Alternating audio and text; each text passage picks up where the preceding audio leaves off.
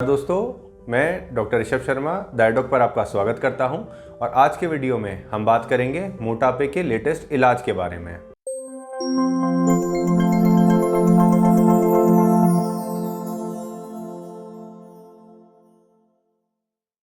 दोस्तों, आज के वीडियो में आप जानेंगे मोटापे से छुटकारा पाने के लिए क्या लेटेस्ट सर्जिकल टेक्निक्स अवेलेबल है और इन सर्जिकल टेक्निक्स के क्या फ़ायदे और नुकसान हैं। और दोस्तों, यह जानकारी हमें देंगे जयपुर के प्रसिद्ध laparoscopic bariatric surgeon doctor Jeevan Kankariya sir. दोस्तों, स्टार्ट करते हैं आज का discussion doctor Jeevan Kankariya sir के साथ। Hello dear friends, myself doctor Jeevan Kankaria. I am working as a professor in Department of General Surgery, SMS Medical College, Jaipur. I am doing basically laparoscopic and bariatric surgery. तो आज हम बात करेंगे obesity या मोटापा और इससे होने वाले नुकसान और इससे कैसे इलाज से मिटाया जा सकता है।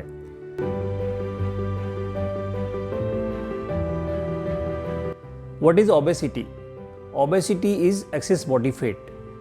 अगर किसी मरीज का 20% से अधिक वेट से ज़्यादा वेट है तो उसे ओबेसिटी की कैटेगरी में काउंट करेंगे। ओबेसिटी की कैलकुलेशन कैसे कर सकते हैं हम? इसके दो आइडियाज़ हैं। One is waist circumference and second is BMI। More important is BMI, that is body mass index. इसको कैसे तोला जाता है? इसका एक फॉर्मूला होता है, that is weight upon height in metre square. अगर वजन में अपन हाइट इन मीटर स्क्वायर का भाग देते हैं तो जो कैलकुलेशन आती है उसको हम BMI बोलते हैं। BMI जनरली जो नॉर्मल पर्सन की होती है, दैट इज़ नॉर्मल कहलाती है। उसको 18 to 25 की कैटेगरी में ज़्यादा जाता है। 25 से अगर ज़्यादा वेट है अप टू 30 तक है तो उसको ओवरवेट की कैटेगरी कह सकते हैं। और 30 to 35 mild category, 35 to 40 moderate category, और अगर PMI 40 से अधिक है तो उसे सीवियर ओबेसिटी की श्रेणी में रखा जाता है। और अगर BMI मोर देन 50 है और साथ में कोमॉर्बिड कंडीशन जैसे कि डायबिटीज़, हाइपरटेंशन, ऑस्टियोआर्थराइटिस भी है तो उसे सुपर ओबेस की कैटेगरी में गिना जाता है। जैसा कि फ्रेंड्स हम लोग जानते हैं कि आज के टाइम में ओबेसिटी जो है most common cause of death है। कोई ज़माने में स्मोकिंग, कैंसर्स, ये सब चीज़ कॉमन कारण होते थे जो मृत्यु का कारण बनते थे। But now A days obesity is most common cause of death, because sir से लेकर चोटी तक जो भी बीमारियां होती है वो सिर्फ ओबेसिटी के कारण होती है। जैसे कि हम हाइपरटेंशन है, ऑस्टियोआर्थराइटिस है, डायबिटीज़ जो कि एक बहुत कॉमन डिजीज़ है जो कि ओबेसिटी के कारण हो रही है, हार्ट डिजीज़, लंग्स डिजीज़, हर ऑर्गन को ओबेसिटी अफेक्ट करती है। तो आज हम बात करेंगे इससे होने वाले नुकसान के साथ साथ इसका ट्रीटमेंट कैसे किया जा सकता है। ओबेसिटी को मैनेज करने के लिए क्लियर कट फार्मूला है कि आप जितनी कैलोरी खा रहे हैं और कितनी कैलोरी खर्च कर रहे हैं। अगर आपका बैलेंस इनमें इंक्रीज होता जा रहा है तो आपका वेट बढ़ेगा। हम ये जानते हैं कि आपकी 9000 कैलोरीज अगर एक्सिस आपके खाते में चली जाती है तो आपका 1 किलो वजन बढ़ा देती है। तो बहुत सिंपल फार्मूला है कि आप कितनी डाइट ले रहे हैं, कितनी कैलोरी जा रही है और कितनी कैलोरी खर्च कर रहे हैं। तो आप अपने आप खुद कैलकुलेट कर सकते हैं कि हम कितनी डाइट में कितनी कैलोरी हमारा जा रहा है और कितना कंजप्शन हो रहा है। कहने में हम बहुत कहते हैं कि हम 2 ही चपाती खा रहे हैं, लेकिन आप खर्च कितना कर रहे हैं। आप रेगुलर वॉक करते हैं, 4 किलोमीटर की वॉक होती है, लेकिन आपकी कैलोरी मात्र 250 कैलोरीज खर्च होती है। तो अगर आप इस तरह से कैलकुलेट करेंगे तो आपकी खर्च होने वाली कैलोरी जो कि कम निकलती है बजाय कि आपकी लेने वाली कैलोरी। तो अब ट्रीटमेंट के बारे में हम बात करेंगे। तो इसको ओबेसिटी का फर्स्ट लाइन ऑफ मैनेजमेंट है डाइटरी रेस्ट्रिक्शंस। अब डाइट में कैसे रेस्ट्रिक्ट कर सकते हैं आप? इसके लिए आप हेल्दी फूड लें। अब आपका हेल्दी फूड क्या है? हेल्दी फूड मीन्स आपकी कैलोरी कम जाए और आपको एनर्जी अधिक गेन हो। कैसे? जैसे कि हम जानते हैं कि जो फैट है वो सबसे ज़्यादा कैलोरीज देता है। 1 ग्राम फैट से 9 कैलोरीज हमको मिलती है, जबकि प्रोटीन और कार्बोहाइड्रेट से 4 कैलोरीज हम लोग 1 ग्राम से निकलती है। तो अगर हम फैट डाइट ज़्यादा ले रहे हैं तो आप अगर 5 ग्राम फैट भी ले रहे हैं तो आपकी 45 कैलोरीज बॉडी के अंदर जा रही है। तो ये हमारी कैलोरीज को बढ़ाता है। तो क्यों ना हम फैट को कम से कम लें। इसी तरह कार्बोहाइड्रेट भी इमीडिएट कैलोरीज को बढ़ाता है। तो सबसे अच्छी डाइट होती है प्रोटीन के फॉर्म में कैलोरीज। तो हाई प्रोटीन डाइट लेवें। इसके अलावा आपको कुछ ऐसे मील में फूड यूज़ करना चाहिए जो कि आपकी कैलोरीज कम दे और आपका न्यूट्रिशन अच्छा करे। जैसे कि पानी का इंटेक, कोई कैलोरीज नहीं होती, आप अधिक से अधिक पानी पी। फाइबर कंटेंट, आप खाने के पहले ऑलवेज बिफोर मील और before dinner always you take the fibre diet. Like आप खीरा है, ककड़ी है, गाजर है, टमाटर है, प्याज है, चुकंदर, पत्ता गोभी, मूली, ये फाइबर की फॉर्म में आप लेवें। आप कोशिश ये करें कि हर खाने के आधा घंटे पहले आप इसका यूज़ करें, जिससे कि आपकी डाइट अपने आप कम हो जाएगी, न्यूट्रिशन आपको मिलेगा और आपका वेट धीरे धीरे अपने आप कंट्रोल होने लगेगा। तो अल्टीमेटली आपका गोल ये है कि कैलोरी को कम से कम अपन इनटेक में ले और खर्च ज़्यादा करें। अब खर्च की फॉर्म कैसे होगी? आप फिज़िकल एक्टिविटीज़ बढ़ा सकते हैं। कई अपने साधन हैं, जैसे कि आप लिफ्ट का यूज़ ना करें। आप कोशिश ये करें कि जब भी आप चाहे न्यूज़पेपर पढ़ रहे हों, चाहे मॉर्निंग वॉक कर रहे हों, चाहे कुछ भी कर रहे हो, आप अपनी एक्टिविटीज़ को तोलते रहें कि मैं आज कितनी कैलोरीज खर्च पा रहा हूँ। आजकल बहुत सारे ऐप्स मोबाइल के अंदर आते हैं, तो आप इससे भी आप कर सकते हो। तो ये तो हो गया आपका डाइटरी रेस्ट्रिक्शंस। सेकेंड ऑप्शन अपना ट्रीटमेंट पार्ट आता है जब डाइट से आदमी कंट्रोल नहीं कर पाता है और आपका एक्सेस वेट बढ़ता जाता है और आपको कई तरह की बीमारियां लाइक डायबिटीज़, हाइपरटेंशन होती जा रही है, तो आप मेडिसिन का यूज़ भी कर सकते हैं। मेडिसिन आज के टाइम में कई मेडिसिन ऐसी आ रही है जो कि अपने फैट को एब्जॉर्प्शन को रोकती है और फैट अपन जितना ले रहे हैं उसके एब्जॉर्प्शन को रोक करके वो किसी तरह आपकी कैलोरी को कम कर रही है। तो जैसे एग्जांपल अभी कॉमन मेडिसिन जैसे ऑर्लिस्टेट के नाम से आ रही है, बट अल्टीमेटली गोल आपका कैलोरी को कम करना है, तो diet is better than medicine intake. फिर हम बात करेंगे सर्जिकल ऑप्शंस। आज के टाइम में क्योंकि यूथ है, उनको लगता है कि हम कैलोरी खर्च नहीं कर पा रहे हैं, फिजिकल एक्टिविटी नहीं कर पा रहे हैं, and now A days very common childhood obesity. बच्चों में ओबेसिटी बहुत कॉमन कारण हो गया है और बच्चे स्कूल जाने से कतराते हैं क्योंकि उनको साइकोलॉजिकल प्रॉब्लम हो जाती है। इवन हम सुन रहे हैं कि सुसाइडल डेथ तक भी बच्चों में हो रही है। तो इस चाइल्डहुड ओबेसिटी को कंट्रोल करना आइदर बाय डाइटरी फैक्टर्स और sometimes they need surgical aspects. तो क्या हम सर्जरी से ओबेसिटी को कम कर सकते हैं? यस, लेकिन कब इसका उपयोग होना चाहिए? जब आप फिजिकल एक्टिविटी से और डाइटरी हैबिट्स से और मेडिकल ट्रीटमेंट में नहीं जाते हैं, तभी आप सर्जरी का एडवांटेज है। अदरवाइज सर्जरी लास्ट ऑप्शन के अंदर काउंट किया जाता है। क्या सर्जरीज होती है? आज के टाइम में बहुत तरह की सर्जरीज है जो बेसिकली लैप्रोस्कोपिक सर्जरी होती है। दो तरह की सर्जरी हम कर सकते हैं। अगर कोई एक लिमिटेड जगह पर आपका फैट इंक्रीज हो रहा है, सपोज बटक्स है, थाइज है, तो कुछ टाइम में लाइपोसक्शन, उसी फैट को हम लाइपोसक्शन के द्वारा उस फैट को वहाँ से हटा करके उसकी बॉडी को शेप दे सकते हैं।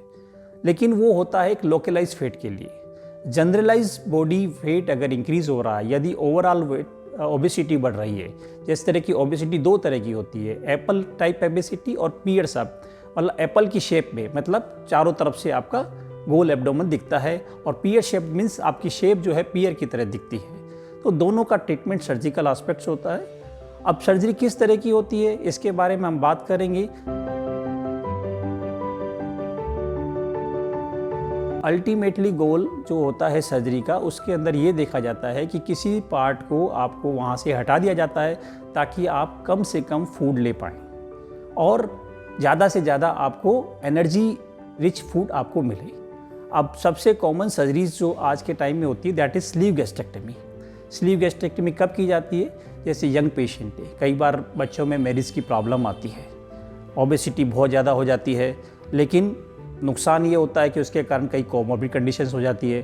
तो ऐसे केस में स्लीव गैस्ट्रेक्टमी हम करते हैं। स्लीव गैस्ट्रेक्टमी में अमाशय का 60% पार्ट काट करके अलग कर दिया जाता है और उसे बॉडी से बाहर निकाल दिया जाता है। तो जो आपकी कैपेसिटी होती है, एक अमाशय के अंदर अपन 1500 ml तक फूड को कलेक्ट कर सकते हैं, लेकिन स्लीव गैस्ट्रेक्टमी के बाद में इसमें 80 to 100 ml फूड की कैपेसिटी बना दी जाती है, जिससे जो भी अपन खाना खाते हैं वो मैक्सिमम 80 to 100 ml के बाद में अपने को भूख लगना बंद हो जाती है। तो हम इस तरह say that is restrictive. Restrictive means आपका फूड रेस्ट्रिक्शन हो गया और इससे धीरे धीरे वेट कम होने लगता है।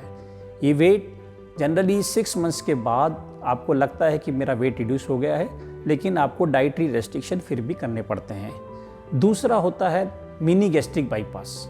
इसके अंदर भी आमाशय का कुछ पार्ट काट करके अलग कर दिया जाता है, बट उसको बॉडी से बाहर नहीं निकाला जाता है, और इसके साथ में उसकी आमाशय की कैपेसिटी जो होती है 100 to 150 ml तक रखी जाती है, और साथ में एक बाईपास कर दिया जाता है।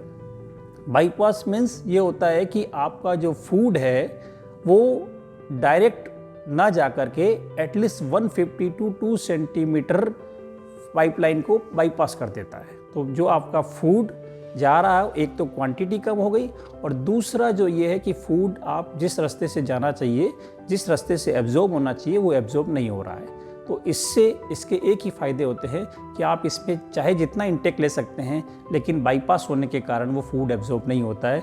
That is mini gastric bypass. और जो सबसे कॉमन गोल्ड स्टैंडर्ड सर्जरी जो बेरियाट्रिक सर्जरी कहलाती है, दैट इज़ रू-एंड-वाई गैस्ट्रिक बाईपास। इसके अंदर हम आमाशय की कैपेसिटी, दैट इज स्टोमक की कैपेसिटी ओनली 30 से 40 ml तक रखते हैं, जिससे आपका फूड जो है आप 30 से 40 ml लेने के बाद में आपको सेटाइटी मतलब भूख लगने की इच्छा बंद हो जाती है। लेकिन ये ऑपरेशन उन्हीं कंडीशंस में किया जाता है जिसमें कि मोटापा, BMI 40 से अधिक होती है, डायबिटीज़ होती है, हाइपरटेंशन, ऑस्टियोआर्थराइटिस, स्लीप एपनिया, रात में सोते समय खर्राटे वगैरह आना, ये सब डिजीज़ होती है। तो means super obeys with comorbid conditions के लिए रू-एंड-वाई गैस्ट्रिक बाईपास किया जाता है। इसी तरह बैलून इज़ वेरी कॉमन। इसमें बैलून में आपके आमाशय के अंदर कुछ इस तरह के बैलून बने होते हैं, जो बैलून आपके आमाशय के अंदर फुला दिए जाते हैं। तो आप जब भी खाना खाने लगते हैं, क्योंकि ऑलरेडी बैलून आपका इसके अंदर है, तो उसकी कैपेसिटी ऑलरेडी फुल हो जाती है, तो आपको भूख की इच्छा नहीं होती है। हर सर्जरी के अपने एडवांटेज होते हैं, हर सर्जरी के अपने डिसएडवांटेज होते हैं। एडवांटेज मीन्स आप इस बीमारी के कारण कम से कम 10 से 12 ड्रग्स खा रहे होते हैं, जैसे osteoarthritis, hypertension, diabetes, sleep apnoea, इन सब की बीमारियों के लिए आप कम से कम 10 से 12 मेडिसिन खा रहे होते हैं। लेकिन इस सर्जरी के बाद में आपकी लाइफस्टाइल बिल्कुल चेंज हो जाती है, आपकी मेडिसिन धीरे धीरे बंद हो जाती है, और आप अगर इसको रेगुलर मेंटेन करते हैं तो आपकी सोशल लाइफ बहुत अच्छी होती है। नहीं तो अदरवाइज़ इस तरह की कंडीशन, कोमॉर्बिड कंडीशन के कारण आपको कई बार सुसाइडल अटेम्प्ट्स, साइकोलॉजिकल बिहेवियर जैसी हालत हो जाती है। हाँ, डिसएडवांटेज, हर सर्जरी का अपना डिसएडवांटेज होता है। सर्जरी से बचना चाहिए, ये हम ज़रूर कहेंगे, लेकिन जब एक स्टेज आ जाए तो सर्जरी कराना भी आवश्यक है, क्योंकि आपकी लाइफस्टाइल को चेंज करना भी आवश्यक है। डिसएडवांटेज क्या होंगे? डिसएडवांटेज के अंदर हम जानना चाहेंगे, सबसे पहले सर्जरी के इटसेल्फ कॉम्प्लिकेशन होते हैं। कोई भी ऑपरेशन करते हैं तो उसके अंदर जैसे कि आपका कोई बाईपास किया है तो लीक होने के कारण ऑपरेशन के फेल होने के चांसेस होते हैं। लेकिन अगर कोमॉर्बिड कंडीशन है और आपकी लाइफस्टाइल को, आपको सोशल बिहेवियर को, अगर ये ओबेसिटी का कारण परेशानी हो रही है, तो आपको सर्जरी की तरफ जाना चाहिए। इसमें कुछ रेस्ट्रिक्शन शुरू में दिए जाते हैं, जैसे आपको ऑपरेशन के तुरंत बाद में, ये नहीं है कि इमीडिएटली आपको फूड स्टार्ट कर दिया जाता है। कम से कम 10 से 15 दिन तक हम लिक्विड डाइट पर रखते हैं। जैसे जैसे लिक्विड डाइट आपको डाइजेस्ट होने लगती है, हम इसको सेमी सॉलिड डाइट, मतलब 1 मंथ से 2 मंथ्स तक बीच में गैप में हम सेमी सॉलिड डाइट देते हैं, और 2 महीने बाद में हम रूटीन डाइट कर देते हैं। लेकिन कंसेप्ट बिल्कुल क्लियर होता है कि आप ऑयली एंड स्पाइसी फूड को हम अवॉइड करने को बोलते हैं। अल्कोहल कंजप्शंस आपका मिनिमम से मिनिमम होना चाहिए, क्योंकि आपको कैलोरी रिच फूड अभी भी अवॉइड करने हैं। नो डाउट आप कैलोरी रिच फूड अवॉइड करते हैं और धीरे धीरे आपका स्टेमिना इंक्रीज़ होता है, तो आप नॉर्मल डाइट पे चले जाते हैं। ऐसा नहीं है कि हम किसी डाइट का रेस्ट्रिक्शन करना होगा। बैरियाट्रिक सर्जरी के बाद आप हर तरह की डाइट ले सकते हैं, कोई तरह की डाइट का रेस्ट्रिक्शन नहीं होता है। वेट कब कम होता है? इनिशियल स्टेज के अंदर वेट धीरे धीरे कम होता है, लेकिन आफ्टर 6 मंथ्स टू 1 ईयर आप अपना BMI को, जो भी आपका फिगर आ रहा है, उसको 25 to 30 की रेंज में भी ला सकते हैं। It depend on you. किसी भी सर्जरी के कॉम्प्लिकेशन भी होते हैं तो एडवांटेज भी होते हैं।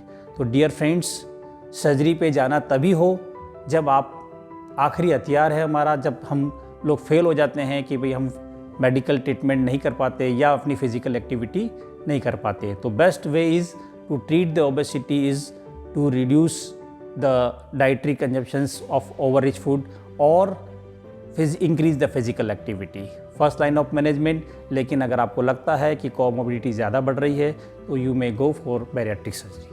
उम्मीद है ये आपको वीडियो बहुत पसंद आया होगा और इसके ओबेसिटी से रिलेटेड कोई भी प्रॉब्लम हो तो आप मुझसे संपर्क कर सकते हैं। दोस्तों, आज हमारे साथ थे जयपुर के प्रसिद्ध laparoscopic bariatric surgeon doctor Jeevar Kakaria sir, जिन्होंने हमें बताया कि मोटापा यानी ओबेसिटी क्या होता है और क्या लेटेस्ट इलाज अवेलेबल है मोटापे यानी ओबेसिटी के लिए।